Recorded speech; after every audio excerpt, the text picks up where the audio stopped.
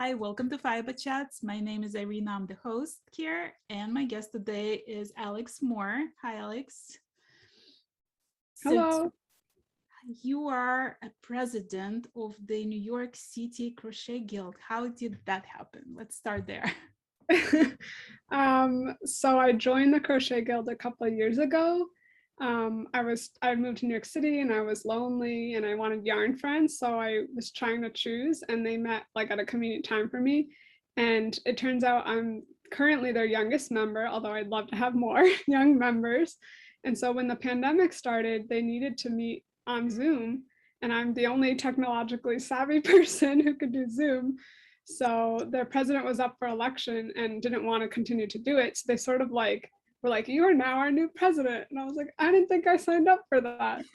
So I've been the president for the last year and a half. Yeah. So besides like organizing Zoom sessions, what else is your responsibilities as a president? So we meet every month. The guild meets every month right now, still on Zoom. And we have different topics. We have guests come in. Some of our education coordinators teach different stitches, different crochet techniques. We organize workshops. We're still doing like virtual workshops and virtual auctions of yarn and supplies. And then we do a couple in-person like meetups in parks and things right now. So it's been all sorts of like just making sure the guild is organized and running smoothly. It's our 20th anniversary year actually. So we had to get like anniversary items. So it's been interesting to try and coordinate all these people because it's just a part-time thing. We're all having fun hanging out and chatting about yarn and the Crochet Guild loves knitters and crocheters. So that's That been was actually my next question because I know that you're also a knitter. So are there like a lot of people who do multiple fiber arts? yeah, they say they're bistitchual. So I am primarily a knitter actually. The reason I chose the Crochet Guild first was because I had Saturday classes. So I couldn't do the Saturday Knitting Guild meeting. I could do the Thursday night Crochet Guild meeting. So I just like randomly picked, but they were very accepting of me. Anytime I crochet something, not the way they would do it, they'd be like, "Huh, that's interesting." And I'm like, "Uh-oh, what did I do?" So I've learned a lot. I've been in the guild for a couple of years now, and I've learned so much more about crocheting. But I started knitting way earlier than I've been crocheting. Well, let's talk about that. So when did you start knitting or crocheting? I started knitting in elementary school. My grandma knitted, and she refused to teach my sister and I. So we had to like hunt down the local librarians and the local quilting guild, and they taught us how to knit, which was really awesome. And then I didn't start crocheting until college. I had to have like a surgery for a sports injury, and I was laid up on a couch, and I was like, it'd be really cool to crochet a toy. So I learned via YouTube how to crochet. Right. So do you remember like at the beginning when you were knitting, what kind of things were you knitting? I always say I was very much a blankets and scarf person. I could do like rectangles and squares. I like attempted to do a hat at one point and it came out like 3 sizes too big. So all three of me and my brothers could all wear the hat at the same time. So I was very much like a basic knitter and crocheter. And then what happened? Like when when was that day when you woke up and you were like, you know what, I'm gonna make a costume? Yeah. So I've been cosplaying, costume playing for I think like since 2012 actually. I've been going to conventions and costume playing, cosplaying for since 2012, but I used to sew my costumes. And then I got a full-time job and I had all this like free time because I wasn't working part-time jobs. I didn't have like school again. I was like, what do people do with free time? So it was my 5 year anniversary of starting a cosplay. And I was like, you know, it'd be really cool if I try and knit my costume, thinking it can't be that hard, having never ever knitted clothes before in my entire life or like crocheted props or anything. I was like, oh, it must be totally fun. So I chose to do Link from Legend of Zelda, the like green traditional Link outfit. And it was like a nightmare. I was like, I'm never doing this again. I finished it like the day I had to wear it. I went to Comic-Con and then all these, a few months passed and I started another costume. And now I think I'm up to like 13 or 14. Right.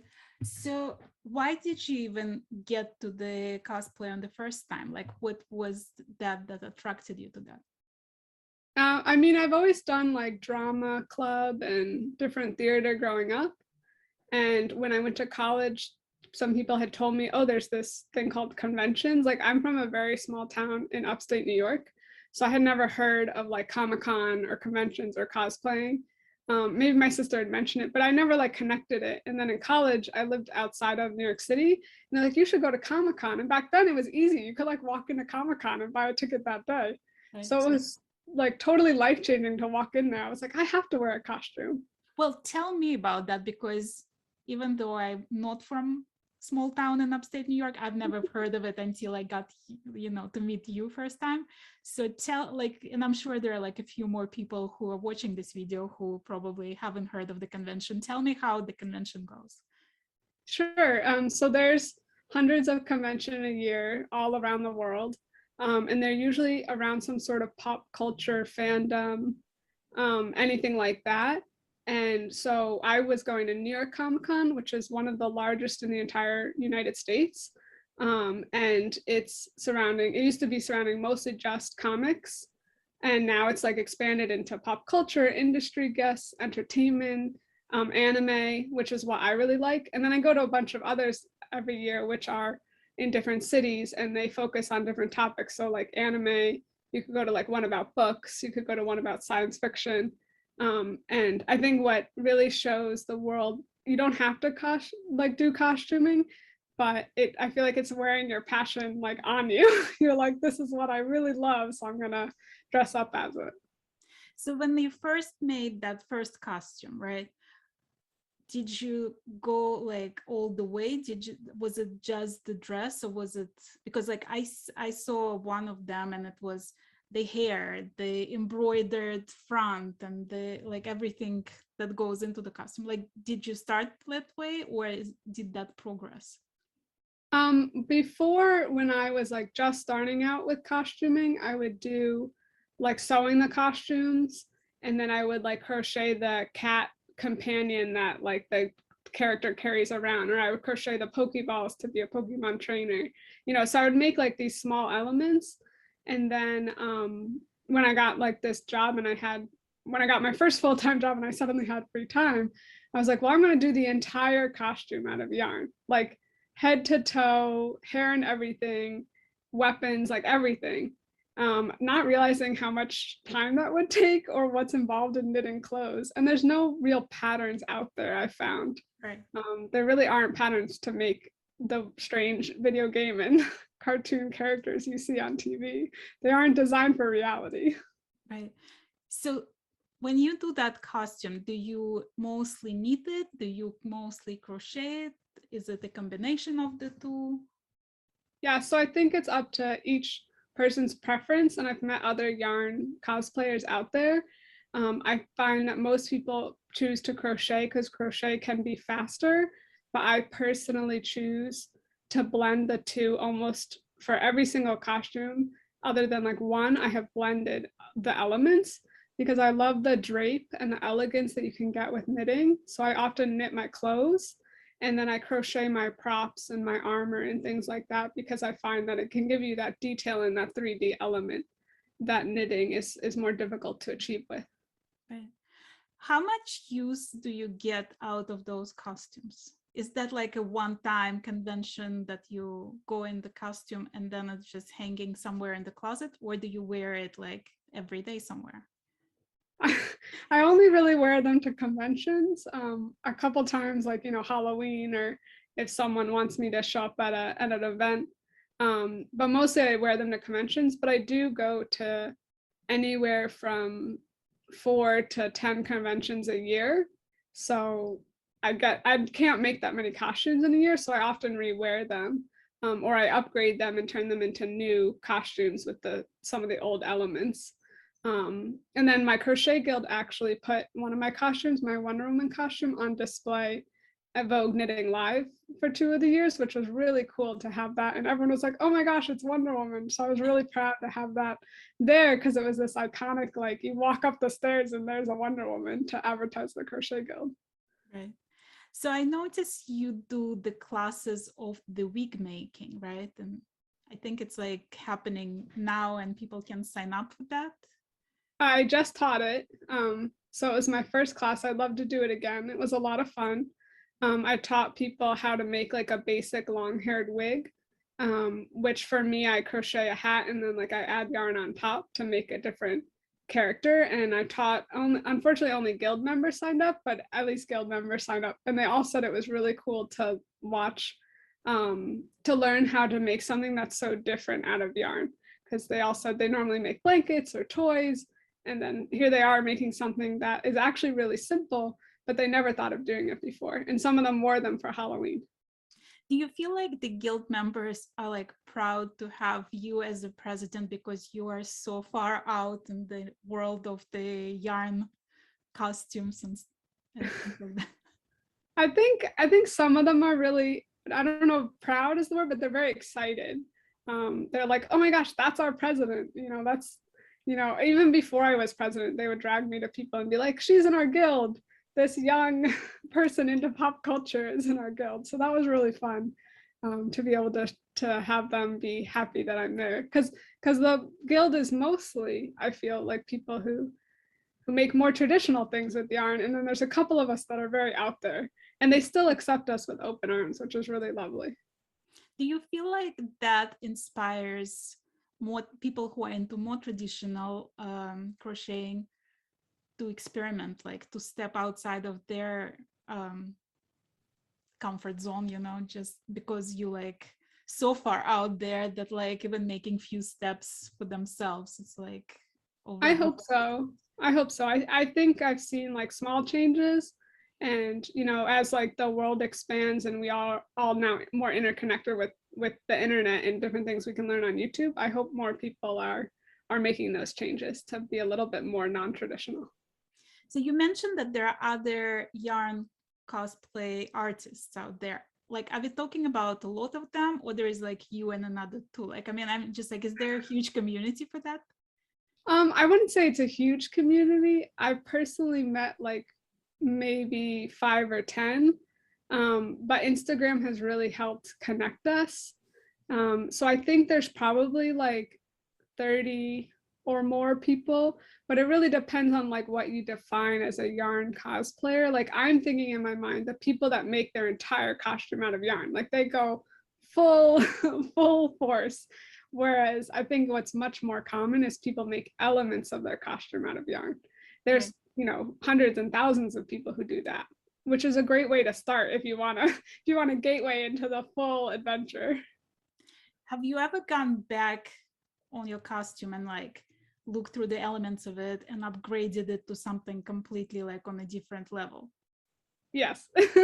Yes. If you meet other cosplayers in general, not just people who make them out of yarn, but like just people who make costumes, many of us are procrastinators and we finish it the moment we have to wear it. And we're often like safety pinned in or duct taped or whatever. So most of the time I have to upgrade it in order to be able to wear it again, because it doesn't actually function as an outfit or as a costume, or, the threads pull out and things like that. Right. Which one do you have a favorite, or is it like a favorite child? Yeah, no, my favorite costume is Zelda from Twilight Princess. And it's the white gown with like embroidery all in Tarja knit color worked into it. And it's definitely my favorite. It's taken me the longest out of any of my outfits. So I'm most proud of that one. How long? It took me around 700 hours. Oh. Oh, but like you said, that's the one that I go back and I upgrade over time. So I keep adding elements. So the first wearable version, like 4 years ago, is not the version that I can wear now. And even now, like I'm making a weapon for her, like a giant bow. So one day she'll have this giant bow. So then I'll be like, it took 800 hours because I'm still making this element. Is there like a favorite element of that costume within the costume? Like, I think it would probably be the wig. Like that, it has like she has brown hair, and she has all these like tiaras and different elements like sewn into the wig. And yet when I like go to a convention, people always stop me and ask, how did I style my hair that way? And I'm like, this is not my hair, this is yarn. And I think it's because I just chose all the yarns so well. Like it's 5 different strands of different yarns. So I think it like really mixes and blends together really lovely. Right. So when you teach how to make a wig, right? Do you make it like, is it simplified version of that? Yeah, yeah, it is.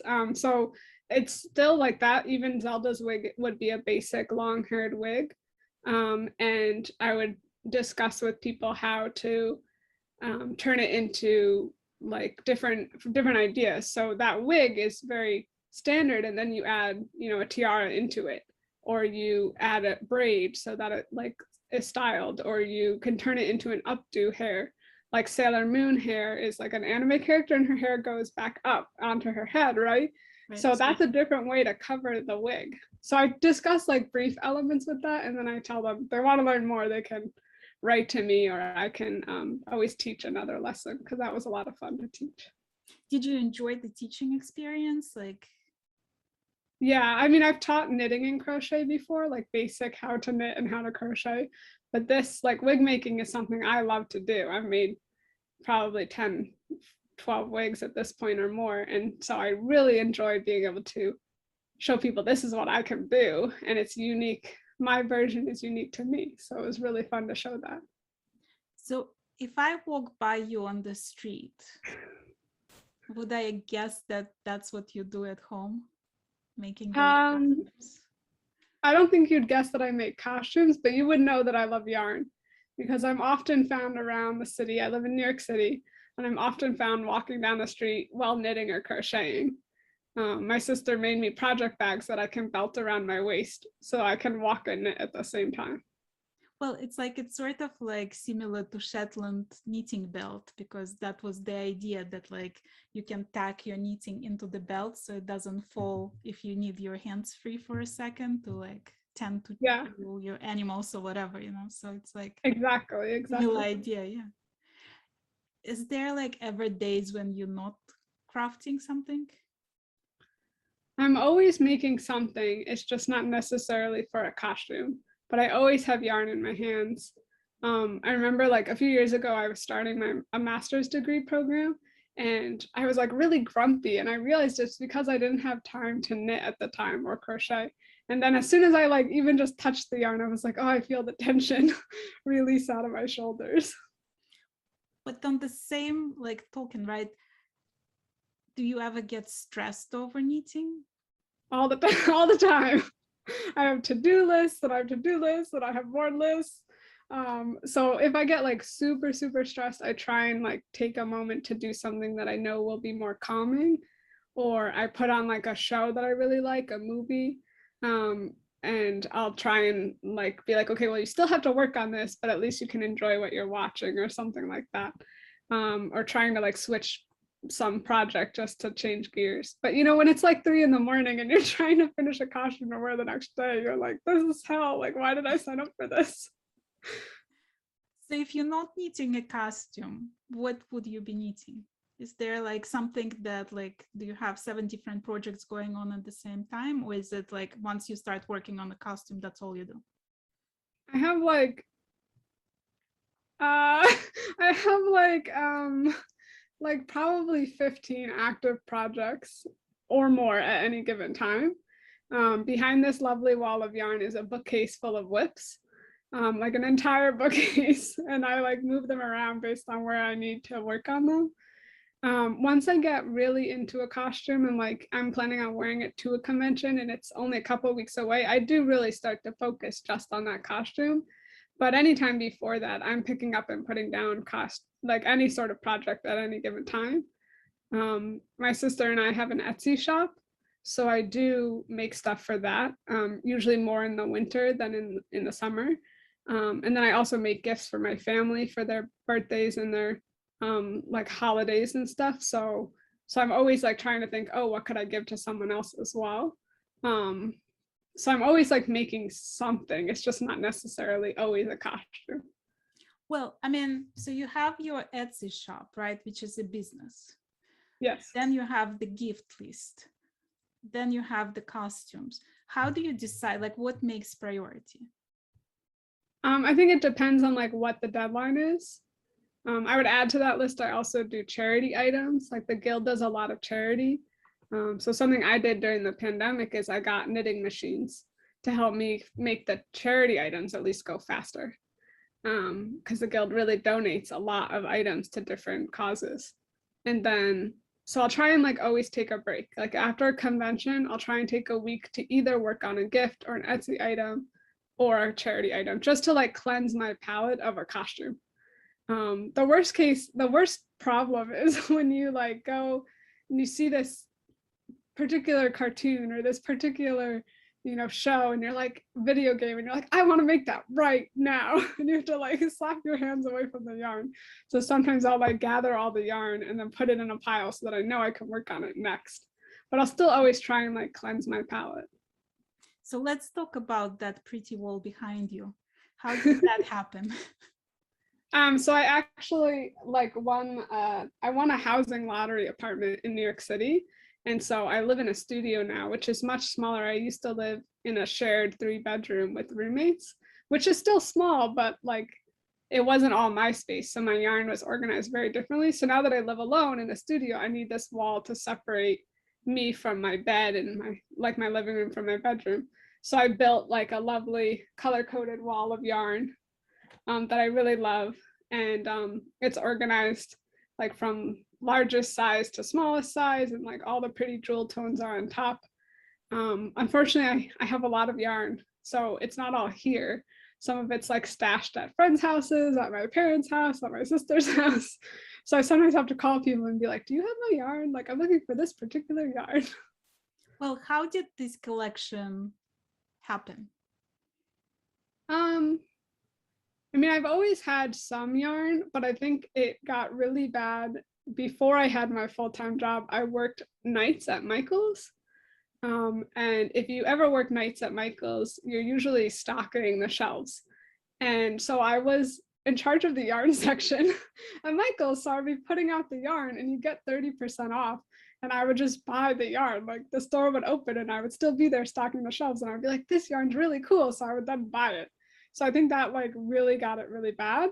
And then now people know that I like pretty glittery yarn that's been discontinued. So a lot of people donate yarn to me to make into different costume pieces, or they'll donate stuff to the guild and we'll use it for charity work. And some of the time the ladies are like, we can't use this like random string of sequin yarn. And I'm like, I will use it. I don't know what for, but I will take it. It is mine now. So that's definitely how the collection has expanded. Right. Do you feel like Michael's, the skills that you acquired at Michael's stocking those shelves came very handy in how you organize your yarn? I mean, I think it's definitely like something that I obsess over. Before Michael's, as a kid, I worked at the library, like stocking, like putting the books back. So I think it's helped me like maintain a certain level of organization. I do volunteer with guild members to organize their yarn stashes in exchange for yarn. So Hey, that's if you want to ever come visit me, I'd love to. That wall is yours. I'd love to. I've like traveled all over Manhattan and New Jersey to help them organize in exchange for like food and yarn. So it definitely like does damage to my ability to get rid of my yarn. Right. But I think it's something that I love doing like part-time is organizing yarn in general. So if I ever retire, I would love a job at a yarn shop organizing their yarn. So how, like, okay, on one hand, you love organizing stuff, right? On the other hand, you have 15 whips. How does that happen together? Well, they're all in bags on a bookcase, all organized by project. Well, explain me though, like I'm trying to, and I'm not judging by any means, right? I'm just trying to understand, why would you not finish one thing before starting another thing and another thing and another thing and 14 more? Yeah, I think part of it's like organized chaos. I grew up in a very busy household. I'm one of 4 children. So we always had like a lot going on and we were always involved in many, many different things. So I don't think there was ever like you read one book at a time. You could read 5 books at a time. So I feel like it really had to hold your attention to read that one book the entire day. And so I feel like that's the same with the projects. I also find like as I'm knitting and crocheting more and more often, I need to change between the two because my hands cramp up or my shoulder cramps up or like one gets too big to carry around on the subway. So I need to have at least like 4 whips at a time generally so that I can change between those things. And like when you get bored, right? I'm like, oh, I don't want to do this thing for Etsy. I want to make what I want to make. So I always try and have something, you know, I have my movie going project, my subway project, my costume project, and all those things.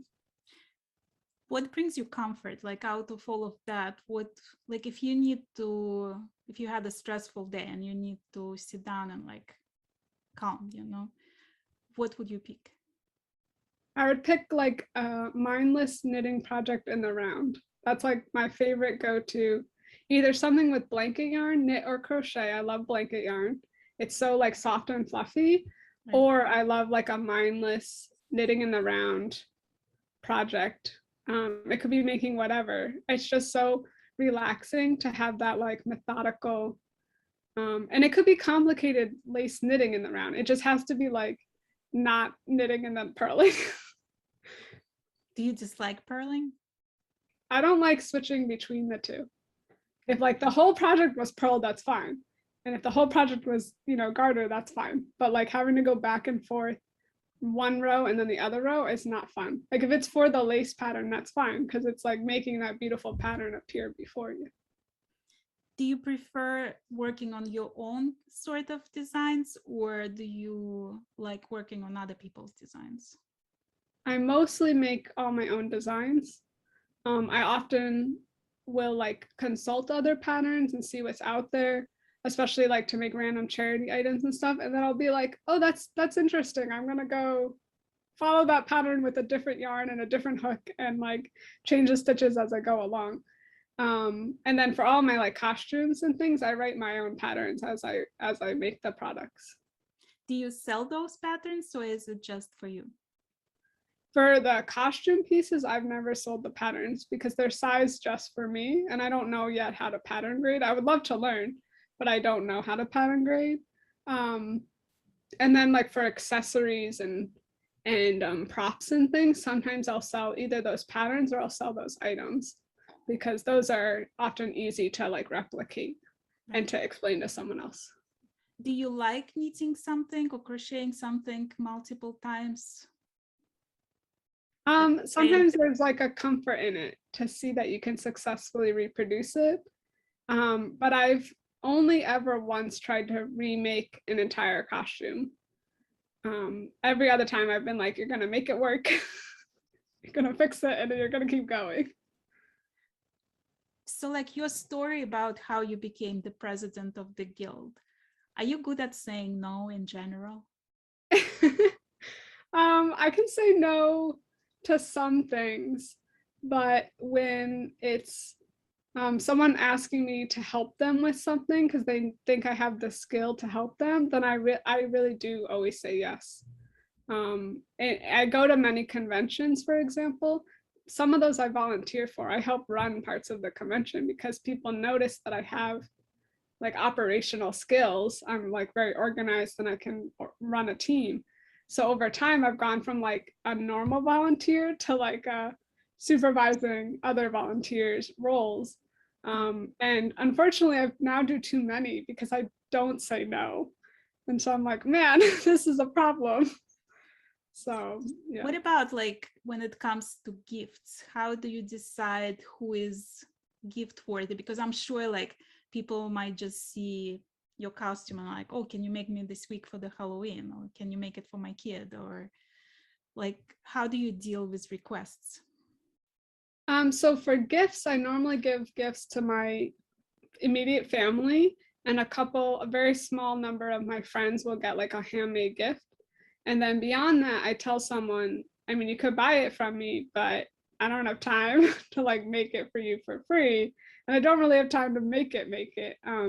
People do stop me at conventions and ask if I were to make it for them, how much would it cost? And I jokingly say like quite a high number, but when you really think about how much your time is worth, you know, it is quite expensive. When you're saying like Zelda took 700 hours, like what can you reasonably charge someone for something that's going to take me 700 hours for something my size?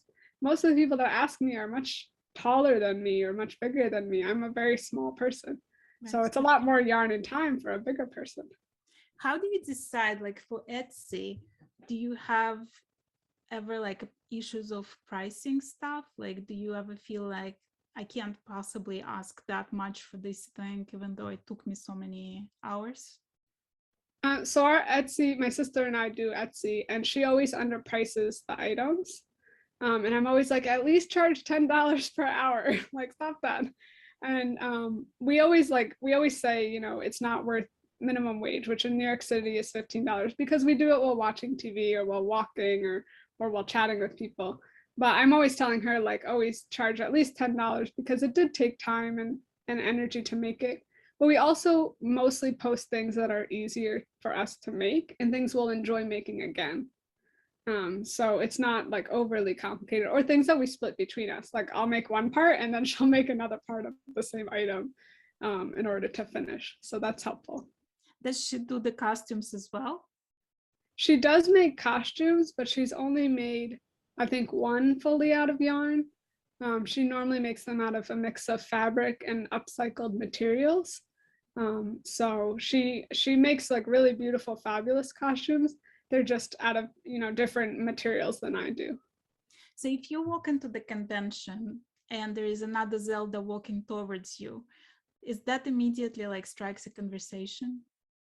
Yeah, I'll normally be like, oh my gosh, another Zelda, and like we'll run over and take photos together. Or like someone will walk by me and be like, oh, it's a Zelda, and then they'll like turn around and be like, oh wait, she's made out of yarn. And then they'll like usually strike up a conversation to talk about the yarn element. Right. What's Instagram like for you? Like, what do you get out of it? I feel like for me, Instagram is about posting my creations or my process behind my creations, so that people can see like what I find I'm possible making with yarn. Because I really feel like Instagram, going to conventions, and even competing in my costumes at different conventions and events, my purpose behind that is to show people that like yarn can really be used to make anything in the world. It's just your imagination that's limiting you. So that's what I like the platform for.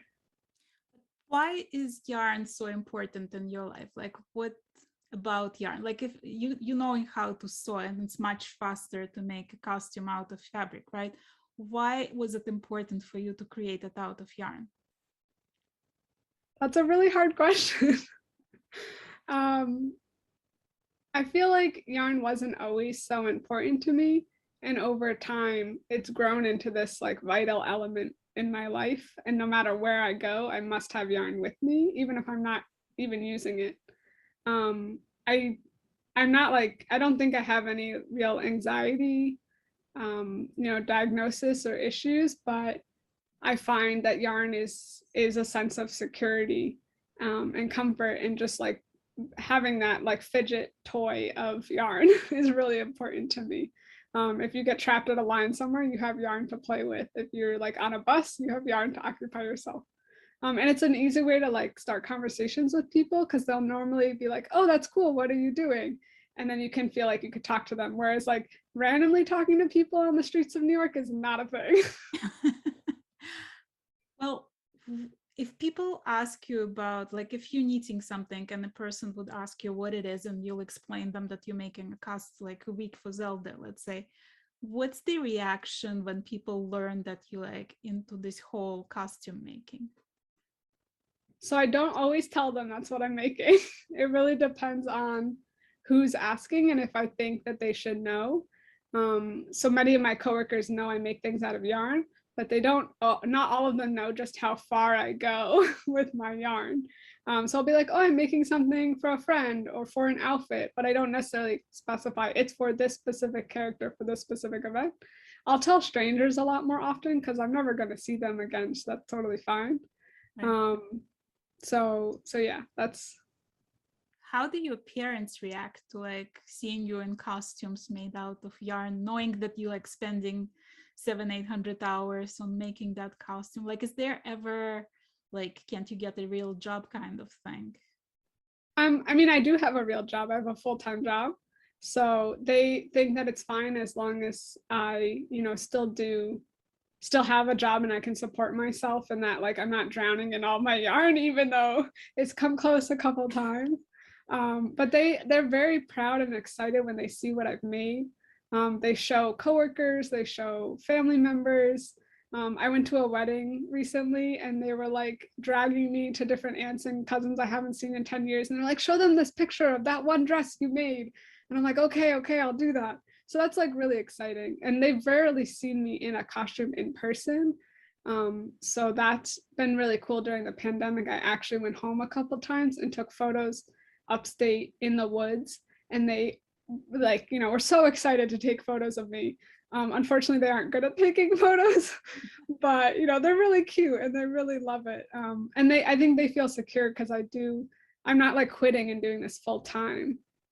At least not yet, maybe one day, but not yet. Well, is that like even a dream? I think if it was like me selling stuff via, Etsy or a blog or something, I don't know if I would want to do that full time, because what I really love doing is the costume part of it. It's nice to have, a side gig of Etsy, but the costume part is what I really, really love. So there are professional costume people out there. They do exist. But I feel like that's really hard because you're pushing this version of yourself that people know. So I don't know, like if someone were to offer me a gig doing that, yeah, I'd be like the face of your yarn company, going to conventions wearing costumes that I made. That would be really cool. Well, But if anybody is listening who wants to throw yeah, if anyone's listening, I'd love to do it. But in the meantime, like one day I think what would be really cool is I work a part-time job and my full-time job is actually yarn instead. So if I could flip the roles, that would be really awesome. So you're so organized in the stuff, like how you organize things, right? Do you organize your knitting as well? Like, is there a schedule of what you're gonna knit by when you're gonna finish, how many gifts you're gonna make, how many Etsy things you're gonna make? Do you have that schedule? Yeah, so I do make schedules and I write, like I print calendars and I write on them what should I do every day. And it never turns out that way ever. But it's nice to like try and plan. And as time has gone on, I have gotten faster. So I can mostly keep up in general as long as I'm not unreasonable with my expectations, which I think many of us are always unreasonable with what we expect to finish. But yeah, I always have a plan. I always have like a breakdown. I have a lot of like whiteboards and spreadsheets and and I love writing on paper, and then being able to cross out the different elements. I also often will like rank what's the priority. So, my mom almost always gets her gift last out of everyone in my family because I know my mom won't be upset if she doesn't get her gift at Christmas, and she gets it at New Year's instead. The same thing, my brother, I tell him it's shipping delays. One of my brothers lives in Colorado. So I'm like, yeah, you'll get your gift eventually.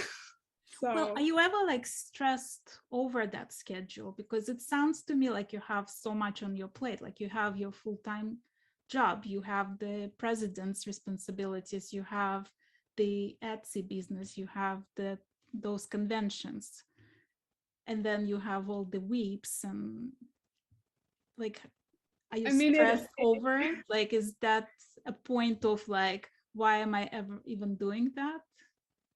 I have very rarely asked myself, why am I doing this? I think there were times during the pandemic where I was like alone in my bedroom for weeks on end, not going out, where I was like, is there really any point in making all these things? Am I ever going to have a convention to wear it to again? But then I try and switch what I'm making. Whenever I like question, what was the point of that? Or if something frustrates me, because it doesn't always work out. You have this vision of what you want it to look like in your head, and it doesn't always like turn out the way you want it to. I don't have all the skills, in the world. I'm still always learning knitting and crochet techniques and yarn techniques. So I think trying to always find a way to cope when I do feel like I'm getting too stressed. And like as I've gotten older, I don't do those 3 a.m. sitting there making things while singing along to Disney movies. I like try and go to bed at a reasonable hour. And if the costume isn't done for the convention, you can wear an old costume. You have plenty of old costumes now. So I think that's been important. Do you get upset if you don't win? Like if you enter the costume into the competition and you don't win, like does that break you? No, I mean, I've won some and I've lost some. And I think what, is really exciting is being able to show people on a stage that I've made it out of yarn. So I always make sure that MC says that.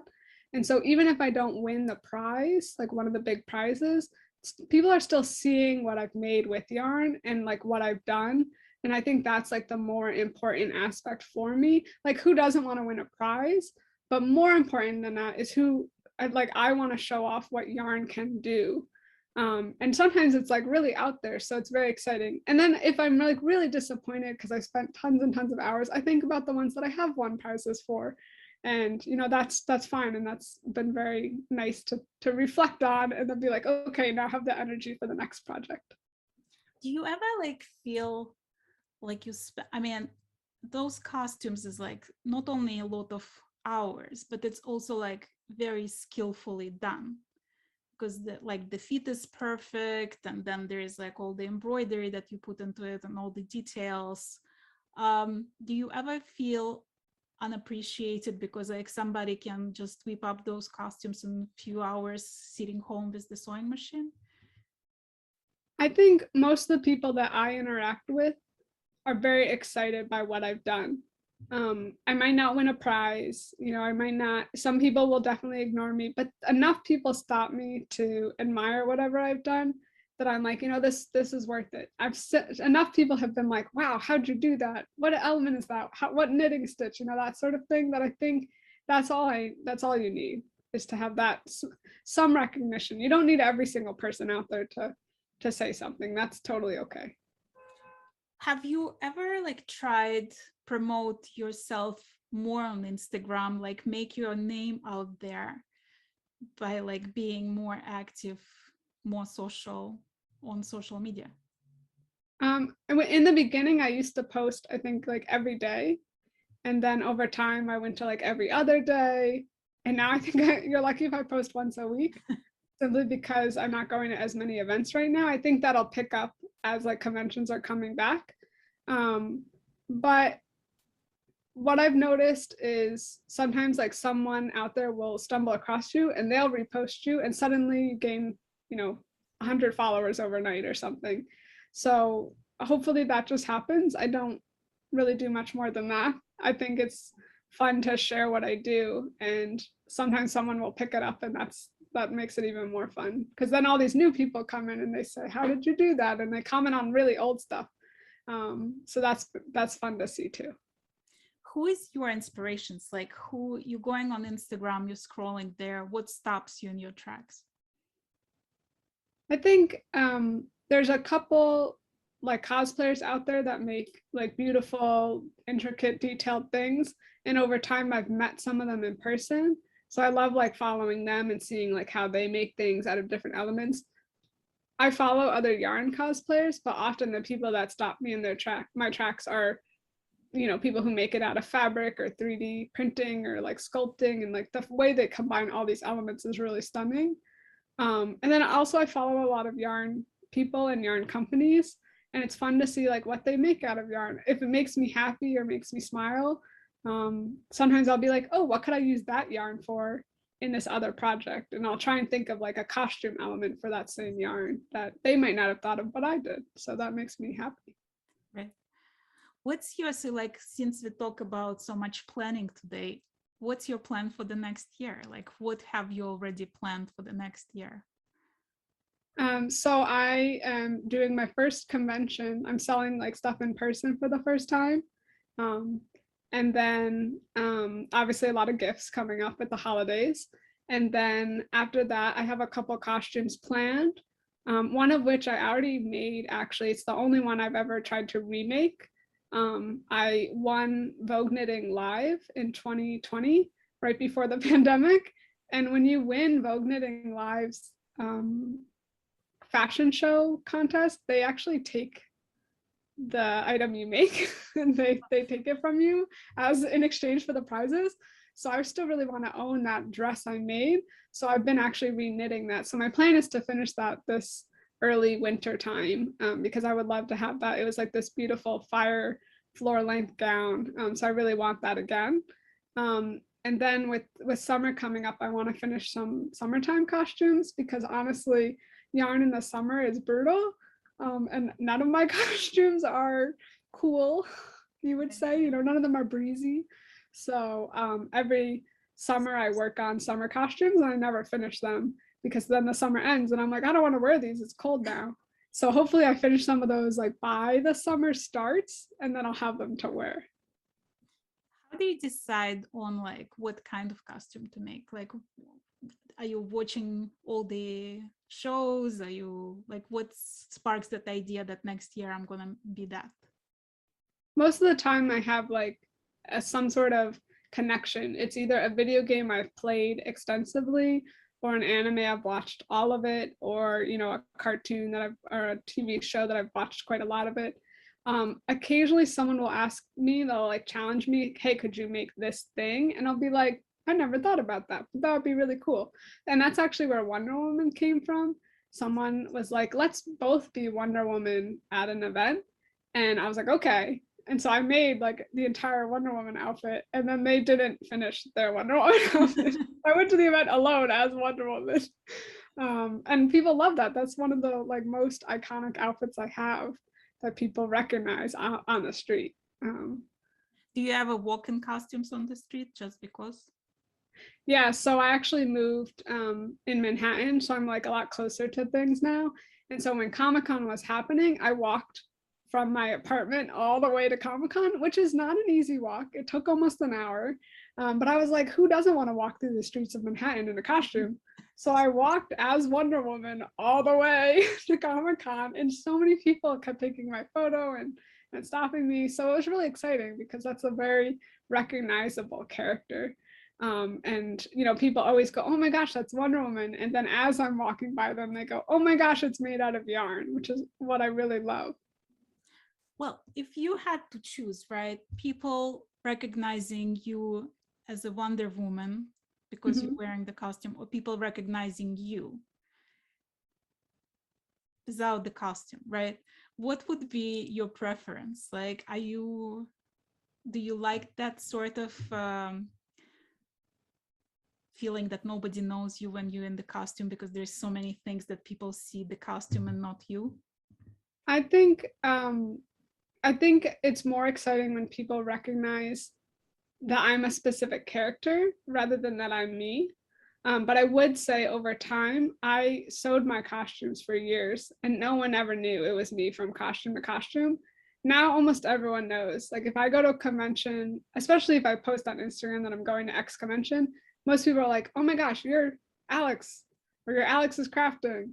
And they know it's me. Or they'll be like, did you see this other person made out of yarn? Were you them? And I was like, well, since I'm standing in front of you in a different costume, I cannot possibly also be them. But it's really cool. I say, no, their stuff is really cool too. I hope I run into them later and things like that. So I don't mind that people know that I'm Alex. But what I love more is that people recognize me as the character, because I try and get it as accurate to the details as possible, but made out of yarn. Have you ever considered career in like movies or theater? I think it would be really fun to like make the knitted things for the movie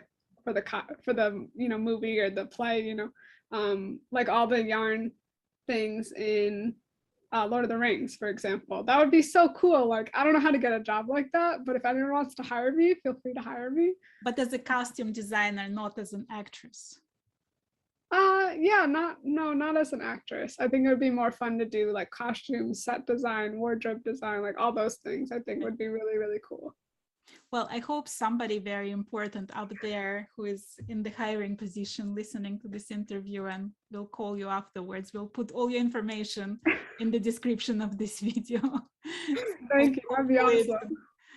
Well, thank you so very much for being my guest today. It was very fun to get to know you, and I hope one day I'll see you on the street as some character and I'll recognize you. Thank you. I hope so too. And this was a lot of fun. Thank you for having me. Thank you.